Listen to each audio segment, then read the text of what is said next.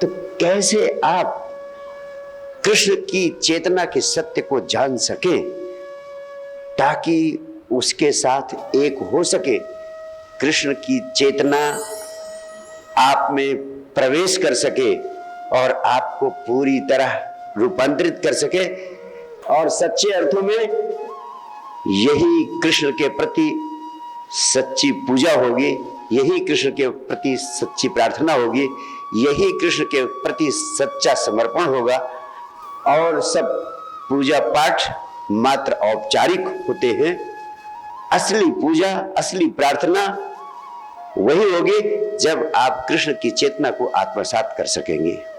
वास्तव में कृष्ण मेरे लिए बहुत महत्वपूर्ण है, इसलिए नहीं कि वह भगवान है या परमात्मा है, वह मेरे लिए इसलिए महत्वपूर्ण है क्योंकि इस पृथ्वी पर जिस रूप में वह रहे आपकी पूरी संभावना का प्रतीक है। यानी आप सबकी संभावना है कि आप उस अवस्था को उपलब्ध हो सकते। ये कृष्ण का पहला संदेश और यही कृष्ण का सबसे महत्वपूर्ण संदेश है, और यही कृष्ण का अंतिम संदेश भी है। तुम्हारी वो सारी संभावनाएं हैं। कौन कौन सी संभावनाएं हैं? जो जो कृष्ण के जीवन में प्रकट हुआ, जैसा जैसा वे जी सके वैसा वैसा तुम भी जी सकते हो, जैसा जैसा वे रहे वैसा वैसा तुम भी रह सकते हो, जो जो उन्होंने किया वो सब तुम भी कर सकते हो। तुम्हारी चेतना का ही अंतिम विकास कृष्ण में होता है, और तुम्हारी चेतना विकसित होकर जब पूर्णता को उपलब्ध होती है तब हम उसे कृष्ण कहते हैं। इसीलिए हम उन्हें पूर्णावतार भी कहते हैं, क्योंकि तुम पूर्ण रूप से विकसित होकर सिर्फ कृष्ण हो सकते हो। कृष्ण के बियॉन्ड और कुछ बचता नहीं। कृष्ण अंतिम शिखर है, परम शिखर है, और तुम उस अवस्था को उपलब्ध हो सकते हो। कृष्ण का होना वास्तव में तुम्हें एक झलक देता है तुम्हारे मूल स्वभाव की। यानी मूल रूप से तुम्हारा स्वभाव वैसे ही है जैसा जैसा कृष्ण दिखते हैं। अगर कृष्ण को देखने और समझने की चेष्टा करें आप, तो जिस रूप में वो दिखाई देते हैं वो तुम्हारा मूल स्वभाव है। सिर्फ कृष्ण कहते हैं तुम उसे भूल गए, और सिर्फ उसको याद भर करने की जरूरत है, और तुमने अपने मूल स्वरूप को याद करने की, स्मरण करने की कला सीख ली, तो तुम कृष्ण ही हो जाओगे। कृष्ण में कुछ बचेगा नहीं, कृष्ण का सब कुछ तुम्हारे भीतर प्रकट हो जाएगा। इसलिए मैं सबसे महत्वपूर्ण बात आपसे कहता हूं कि कृष्ण आपकी शुद्धतम चेतना का प्रतीक है। यानी आपकी चेतना पूरी तरह शुद्ध हो जाए तो किस रूप में होगी? वो साक्षात कृष्ण के रूप में हो जाएगी। अब मैं आपसे वो बहुत बड़ा राज बताना चाहता हूं कि उस शुद्धतम चेतना को उपलब्ध होने का राज क्या है, उस अपने मूल स्वरूप को प्राप्त करने का राज क्या है, जो राज भगवान कृष्ण ने बताने की चेष्टा की, लेकिन जिधर आपका ध्यान कभी गया नहीं। सिर्फ इसलिए नहीं गया क्योंकि आप तो पूजा पाठ में लग गए। अब कृष्ण को समझना, कृष्ण को आत्मसात करना थोड़ा मुश्किल काम है, कठिन काम है। तो आपको आसान काम बता दिया गया कि कृष्ण के सामने हाथ जोड़कर खड़े हो जाओ, चंदन टीका लगाओ, फूल माला चढ़ाओ, आरती गा लो और कृष्ण की पूजा करके फिर अपने धंधे में लग जाओ, जैसे जी रहे हो वैसे जीते रहो। और यही अनंत काल से हम कर रहे हैं। इसीलिए कृष्ण हमारे लिए सिर्फ पूजा की वस्तु बन गए हैं। हम उनको पूजा करने के लिए घर के एक कोने में बैठा देते हैं और 24 घंटे में 10 मिनट 5 मिनट उनके सामने हाथ जोड़कर खड़े हो जाते हैं और फिर सोचते हैं हमारी पूजा हो गई। वो सिर्फ पूजा का धोखा है। वो सिर्फ स्वयं को धोखे में डालना है और कृष्ण को भी धोखे में डालने की चेष्टा है। वो वास्तव में पूजा नहीं, वो वास्तव में प्रार्थना नहीं। कृष्ण की शुद्धतम चेतना का प्राण है उनका होश पूर्ण जीवन। कृष्ण होश पूर्ण जीवन के प्रतीक हैं। वास्तव में कृष्ण प्रारंभ से ही होश पूर्णता के प्रतीक है। वास्तव में he was never born, he was unborn, he simply appeared। वो सिर्फ प्रकट हुए, या भारतवर्ष के मनीषियों ने बड़े सुंदर शब्द का प्रयोग किया, वह अवतरित हुए। जन्म लेने वाला तो कभी होश पूर्वक जन्म नहीं लेता है। जन्म तो हम सब लोगों ने लिया, वास्तव में जन्म लिया नहीं, जन्म दे दिया गया। आपको किसी गर्भ में डाल दिया गया। Unconsciously you were thrown into some womb and then you were born। ऐसा कृष्ण के साथ नहीं हुआ। कृष्ण जैसी आत्माएं आपकी तरह जन्म नहीं लेती हैं। वे होश पूर्वक गर्भ में आते हैं, प्रवेश करते हैं। उन्होंने होश पूर्वक गर्भ में प्रवेश किया और फिर गर्भ के माध्यम से आपके बीच प्रकट हुए।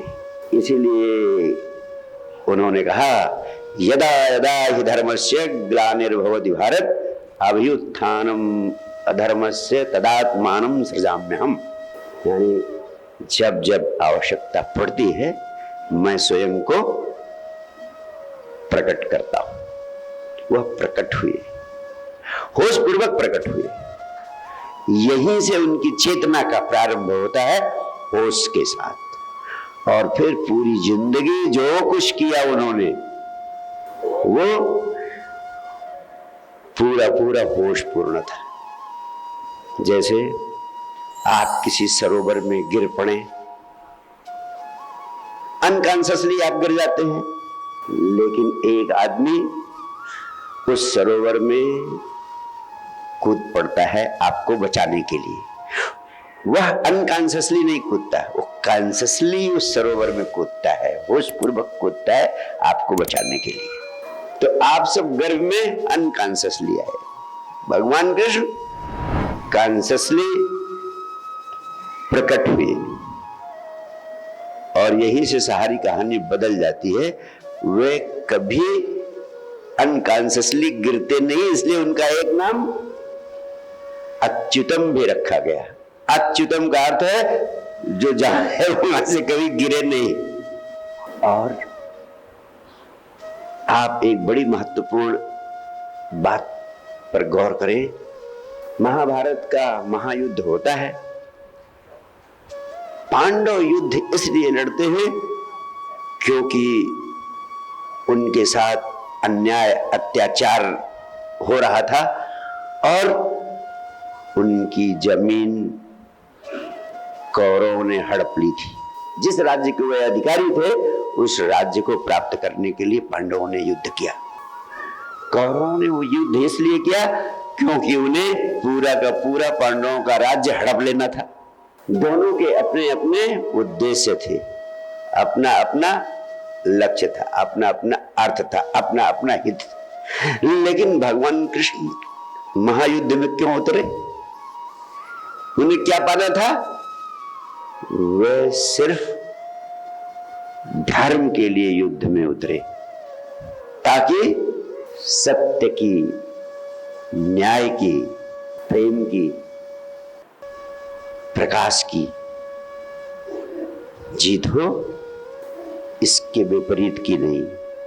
उनका एक नाम रण छोड़ दास भी हो गया, जिसका अर्थ होता है कि जो युद्ध के मैदान को छोड़कर भाग जाए। कई लोग मुझसे कई जगह पूछते हैं कि भगवान होकर भी युद्ध के मैदान से भाग जाते, इसके पीछे क्या राज है?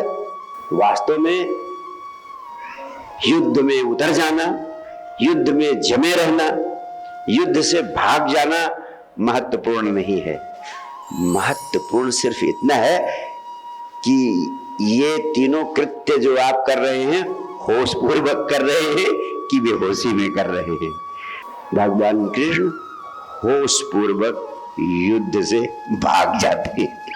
जो कृत्य होश पूर्वक किया जाए वो कभी अकृत्य नहीं बनता, वो कभी पाप नहीं बनता।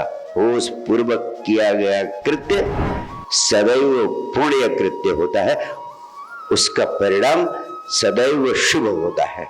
और बेहोशी में जो भी कृत्य किया जाए, तुम बेहोशी में अगर दान दोगे तो वो दान भी दान नहीं रह जाएगा।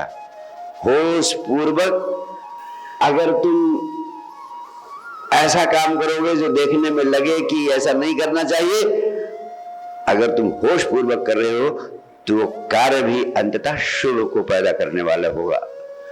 और शुभ आपके जीवन में फलित तभी हो सकता है जब आप अपनी जिंदगी में हर कृत्य के लिए स्वयं को उत्तरदायी माने, स्वयं को रिस्पॉन्सिबल मांगे। If you are in a mode of holding yourself responsible for everything that happens in your life.